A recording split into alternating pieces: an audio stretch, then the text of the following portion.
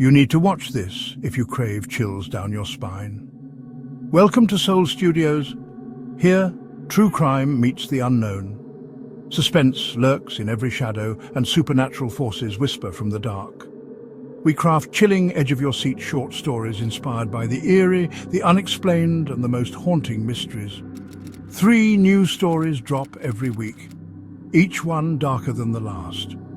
Are you ready to step inside? Subscribe now before the next story finds you.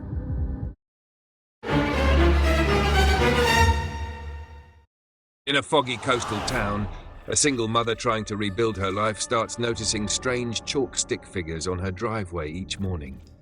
What begins as an eerie curiosity quickly escalates into a chilling nightmare involving cryptic drawings, whispered names in the night, and a mysterious child who only appears in reflections. As her reality begins to unravel, she's forced to confront a terrifying truth, one that might already be staring back at her from the other side of the glass. If you love psychological horror stories that feel all too real, stories filled with atmosphere, suspense, and a supernatural twist you'll never forget, subscribe to Soul Studios. We tell the stories you were never meant to hear, and the next one might be watching you right now. If you ever see a chalk stick figure drawn on your driveway one morning, drop everything and get away. I know how ridiculous that sounds, but please hear me out.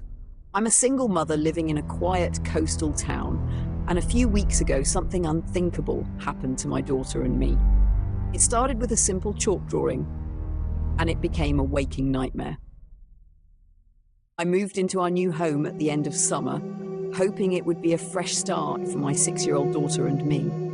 We had needed one. My husband Darren had passed away 2 years prior, and the grief hung over us like a permanent fog. The house, a small cottage on the outskirts of a sleepy coastal town, seemed like the perfect place to heal. It sat at the end of a quiet street where the loudest sounds were seagulls and the distant whoosh of waves. The neighbours were scarce and mostly elderly, a peaceful, grounded community where nothing ever happened. At night, once I put my daughter Lily to bed, I often found myself alone with my thoughts. The loneliness was heavy, but I tried to fill that void by focusing on my child and our new life. I told myself the change of scenery would help. Little did I know something else had been waiting for our arrival. It was a crisp Monday morning when I first noticed it. I was walking Lily out to the car to drive her to school when she tugged on my hand and pointed. There, in the middle of our short concrete driveway, was a small chalk drawing. It was a simple stick figure drawn in white chalk, just a circle head and skinny limbs like a child's doodle. I frowned, puzzled. We didn't own any sidewalk chalk, and our nearest neighbours were an elderly couple with no visiting grandkids that I knew of. The little stick man could have been the work of some neighbourhood kids from farther down the street, but it struck me as odd. Why would they come all the way to our house at the dead end of the road just to draw one tiny figure? Lily was amused by it. She asked if I had drawn it, or maybe if I could draw another one. I laughed it off and told her I hadn't, but inwardly I felt a small prickle of unease. In our quiet, almost forgotten corner of town, even innocent pranks felt out of place. Still, I brushed it aside. I figured maybe some kids had wandered over during the night and it was nothing to worry about. Before backing the car out, I grabbed the garden hose and rinsed the Chalkman away. The white lines blurred and ran down the slope of the driveway in thin rivulets of water. Just like that, the drawing was gone. I didn't want to encourage any more art on our property. I had no idea that by the next morning, the Chalkman would return and he wouldn't be alone. Tuesday dawned grey and misty. After a mostly sleepless night, I kept wondering who'd snuck onto our driveway. I got up early. With Lily in tow, I stepped outside to start our morning routine. I stopped dead in my tracks as soon as I saw the driveway. There were more drawings now. In the same spot where the lone stick figure had been, there was now a small group of chalk figures. 4 crudely drawn people stood side by side, 2 taller stick figures and 2 smaller ones. They appeared to be holding hands, like a little family. Again, no faces or distinguishing features, just blank circle heads and thin bodies sketched in dusty white chalk. A chill crept up my spine. This felt deliberate. Yesterday, just one. Today, a whole family. I caught myself instinctively pulling Lily closer. She peered at the Chalk family with a mix of confusion and fascination. "Mommy, who are they?" she asked in a whisper. I don't know, honey," I replied softly. My eyes scanned the street for any sign of a prankster. Nothing. The morning was completely still, the fog clung to the lawns, and not a single curtain stirred in the neighbours' windows. It was as if the whole world was holding its breath, watching us confront the eerie little tableau left behind in chalk. I didn't want to scare Lily, so I forced a smile and told her it was probably just some kids playing a joke. But inside, I felt the unease bloom into real worry. Why would a kid draw a family on our driveway? We didn't know anyone here yet, and something about the figures bothered me. I realised they were all drawn the same size, except one, the smallest, who was drawn a bit farther apart from the others, as if standing alone. I hurried Lily into the car, telling her we'd be late for school. As she buckled in, I grabbed the hose again. My hands trembled slightly as I sprayed water over the Chalk family. The figures blurred, dripping white chalk water into the grass. I hoped whoever was doing this would get bored and stop. But deep down, I sensed an unsettling pattern forming. I couldn't shake the feeling that we were being targeted in some strange way. Driving away, I cast one last glance at the faint white streaks left behind. A question throbbed in my mind. What would we find drawn for us tomorrow? By Wednesday, my nerves were shot. I woke up before dawn, my stomach twisted in knots. Some part of me knew there would be another drawing, and I didn't want Lily to see it. I quietly slipped out the front door while it was still dim outside, wrapping my cardigan tight against the early chill. As I feared, the chalk drawings had returned. Even worse this time. In the grey light of morning, I saw the same chalk family from yesterday, but now the scene had changed. One of the taller stick figures was sprawled on its side on the concrete, its chalk arms splayed out. A dark red chalk circle had been drawn around its head, stark and gruesome against the pale driveway. It looked like a pool of blood. I clapped a hand over my mouth, feeling bile rise in my throat. My first thought was that someone was threatening us, depicting a murder or something horrible. The rest of the Chalk family stood off to the side, stick arms outstretched toward the fallen figure. The smallest figure, the child, was drawn apart from the others again. This time, it almost seemed like the little one was facing the others, watching the scene. My heart hammered in my chest as I snapped out of my shock. Lily would be awake any minute. I couldn't let her see this violent drawing. With shaking hands, I dragged our garbage bin across the driveway, positioning it to block the worst of the image. Then I frantically unraveled the garden hose. The water rushed out in a cold torrent as I sprayed and scrubbed at the chalk with my shoe. It took longer than the day before. The red chalk smeared stubbornly, staining the concrete pink. As I worked, tears of frustration pricked my eyes. Who would do this? Why?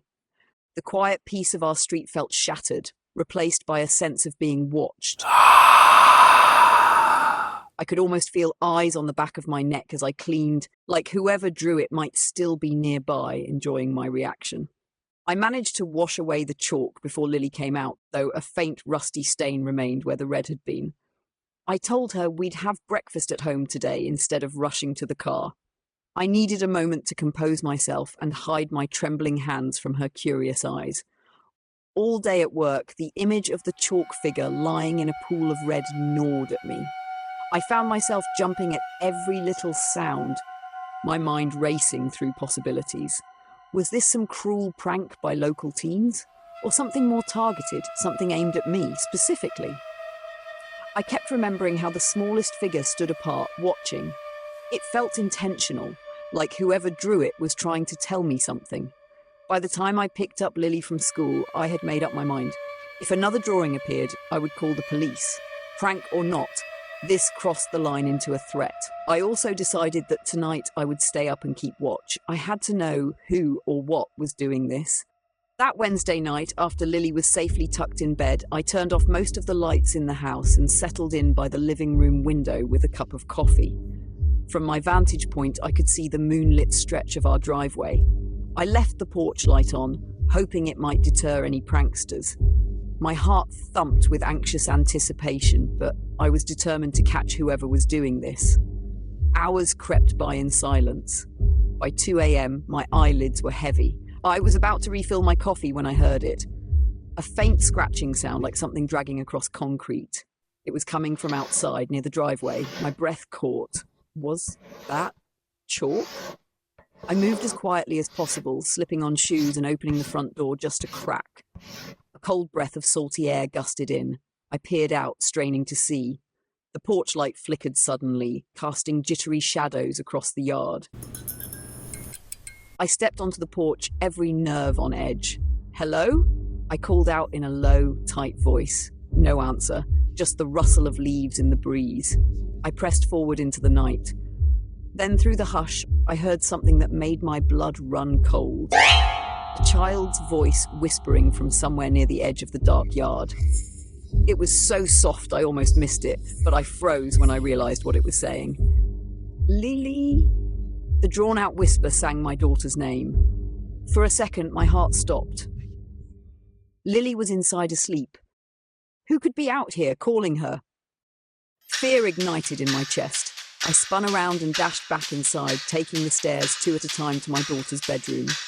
Lily lay in her bed, fast asleep and safe. I gently touched her forehead. She stirred but didn't wake. My eyes darted to the vanity mirror in the corner of her room, half expecting to see someone behind me in its reflection, but it was just my own wide-eyed, pale face staring back. Realizing I had left the front door ajar, I tore myself away and hurried back downstairs, adrenaline thundering in my ears. If some stranger was outside trying to lure my child, I had to confront them. I snatched a heavy flashlight from the kitchen drawer and stepped back onto the porch, my entire body shaking with rage and fear. "You stay away from us!" I shouted into the darkness. For a moment, nothing moved. Even the crickets had gone silent. The night itself seemed to hold its breath. I forced myself down the porch steps, sweeping my flashlight in arcs across the front yard. The beam skittered over the concrete and I felt my stomach drop. There, on the driveway, a new chalk drawing gleamed white and red. I stepped closer, my blood turning to ice. It was another chalk outline of a figure, this time a small one, child-sized, lying in the centre of the driveway. Beside it was a crude drawing of a mirror, a large rectangular shape sketched in white. Inside that drawn mirror, stick figures stood facing outward, as if looking through from the other side. A strangled gasp escaped my throat. The scene was chilling and unmistakably threatening. Then I noticed something else. Leading away from the child-shaped outline were footprints. Tiny, powdery footprints that glowed ghost white under my flashlight. They looked like the prints of a barefoot child walking away from the chalk scene toward the street. But after a few steps, they just stopped. The little footprints vanished as abruptly as they began, midway down the drive. A cold dread settled over me. I swung the flashlight around frantically, scanning the yard and the dark line of trees beyond. Nothing. Not a single person, not even a critter stirring. I stumbled backward, nearly dropping the flashlight as I retreated to the safety of the porch. This wasn't a prank. It couldn't be. No child could disappear into thin air. No living child, anyway. Hands shaking, I backed inside and locked the door, bolting it for good measure. My mind was spinning in disbelief and terror. The drawing on the driveway felt like a message I couldn't fully understand. A child's body, a mirror, figures on the other side, and my daughter's name whispered in the dark. I spent the rest of that night huddled on the couch, every light in the house turned on. I jumped at every minor creak the old cottage made. At one point, I swore I heard that soft giggle again from somewhere outside, but when I perked up, it was gone. Sleep was out of the question. I sat there with the flashlight in my lap until the first light of dawn through the curtains. I didn't know what to do or what was coming next. All I knew was that we were no longer alone in our home. Something was toying with us, and it was only getting bolder. True to my word, I contacted the police first thing in the morning. 2 officers came by while Lily was at school. I showed them the last traces of chalk on the driveway and the footprints, which were already fading in the daylight. The officers exchanged puzzled looks. With no security footage and no witnesses, there wasn't much they could do.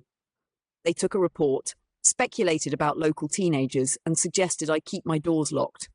The older cop gently advised me to get some rest. Apparently, I looked as distraught and exhausted as I felt. They promised to have a patrol car swing by our street that night, but I could tell they weren't convinced this was anything more than a prank. After they left, I stood in my silent house, feeling the weight of isolation settle over me. It was early afternoon, and pale autumn sunlight struggled through an overcast sky. I wandered into the bathroom and splashed cold water on my face, trying to steady my nerves. Droplets trickled down the sink as I lifted my gaze to the mirror above the faucet. At first, I only saw my own reflection, messy hair, dark circles under my eyes, a face etched with worry. But then he appeared. Over my shoulder, in the reflection, stood a little boy. I froze, water still dripping from my fingertips. The boy looked about 7 or 8 years old. His skin was ashen, almost grey, and his hair damp as if he'd been caught in rain. He wore old-fashioned clothes, a striped shirt with suspenders. His head was tilted down, but I could see his eyes staring up at me through the mirror. They were filled with an intense loneliness that made my heart give a painful lurch. For a split second, maternal instinct overtook fear. He looked so sad. Slowly, not daring to breathe, I turned around to face him, but there was no one there. The bathroom was empty. A cold sweat prickled on my skin. I whipped my head back to the mirror. He was still there, behind my reflection. Closer now. His lips were moving as if he were speaking just behind my ear, but I heard nothing. Those sorrowful eyes met mine, and I realized his irises weren't a normal color. They were a washed-out grey, almost colorless. As I stared, they darkened, the color deepening into a wet, ink-black sheen. His mouth stretched into a thin smile. I staggered backward, a scream caught in my throat. The boy's reflection seemed to lunge forward. A small, pale hand suddenly pressed against the inside of the mirror glass, as though the mirror were a window and he was trying to break through. His face snapped upward, staring directly into my eyes through the silvered surface. "Come inside and play," he whispered, his voice emanating from nowhere and everywhere at once. Though soft, it carried an undertone that made my knees buckle. It was the same voice that had called my daughter's name in the yard. My heart seized. Inside? Inside where? Some part of my brain screamed at me to run, but I was transfixed by the impossible sight before me. I could only shake my head, tears brimming in my eyes. His expression twitched with frustration.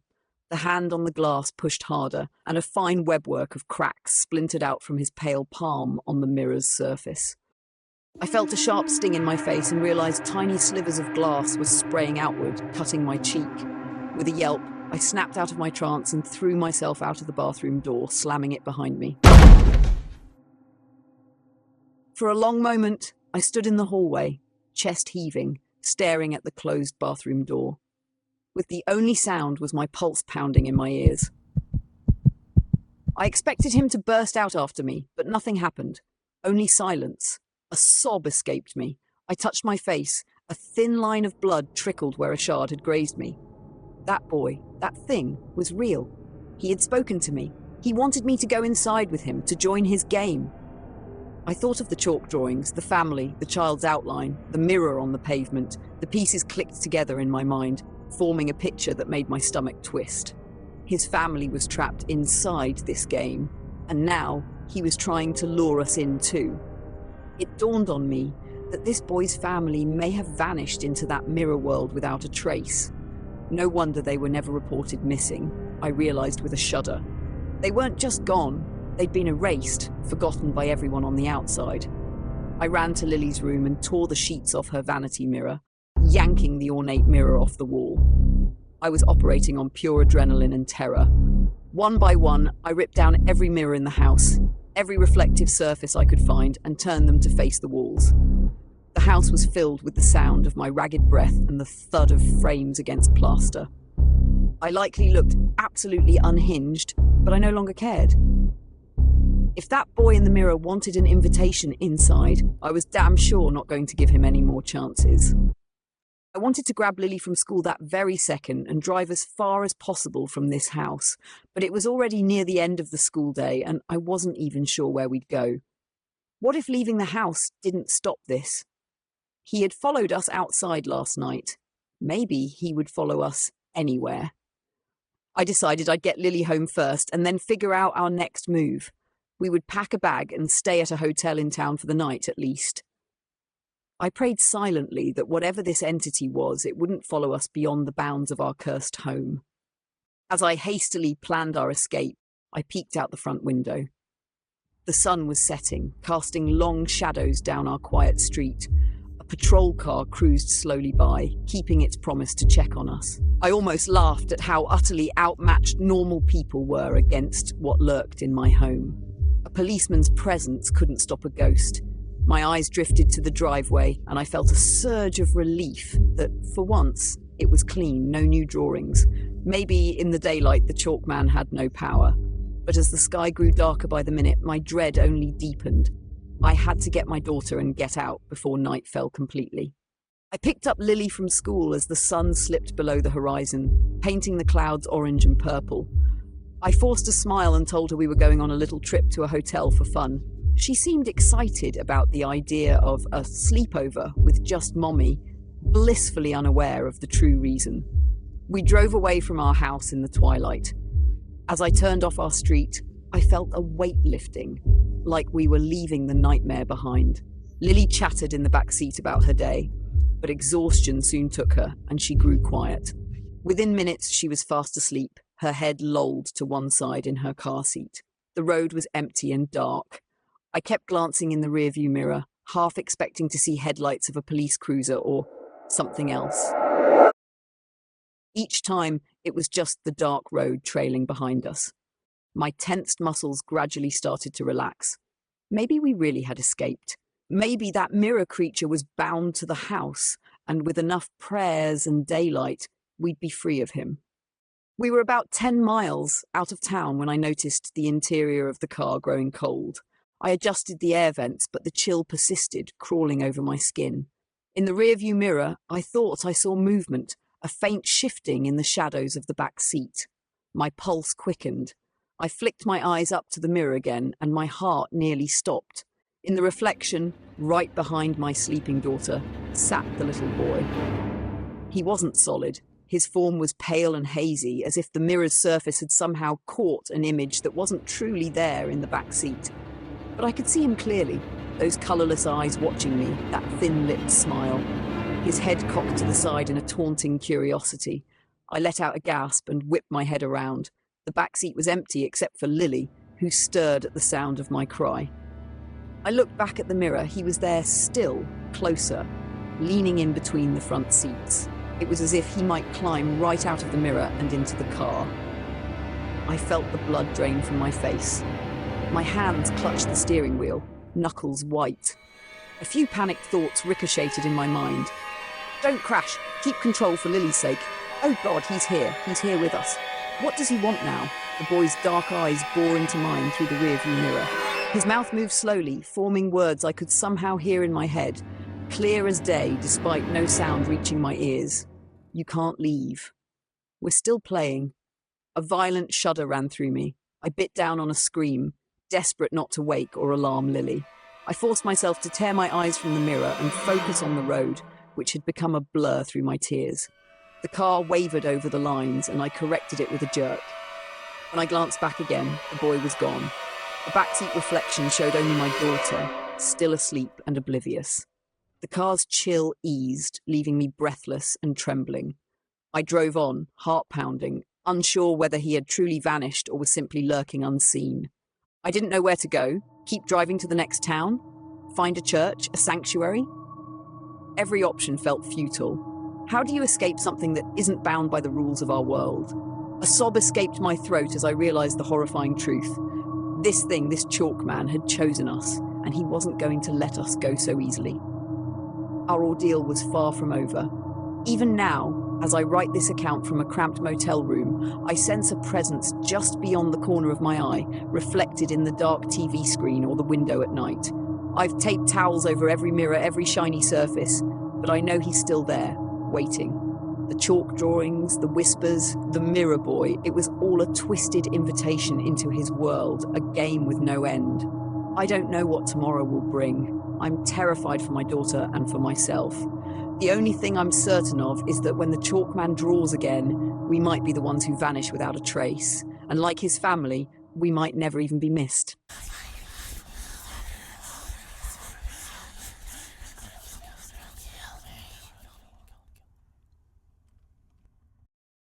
If you've ever woken up to strange chalk drawings outside your home, don't just clean them up.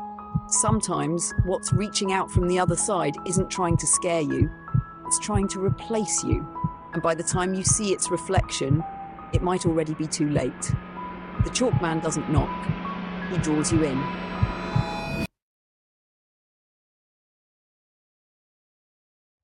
Every story has an end, but here the mysteries never stop. Thank you for watching and being a part of this journey into the unknown. Your support keeps these stories alive, and there's plenty more waiting for you. We drop 3 new stories every week, so if you crave suspense, the unexplained and the downright chilling, make sure you're subscribed and ready for what's next. Until then, keep your lights on, your doors locked, and remember, some stories stay with you long after they're told.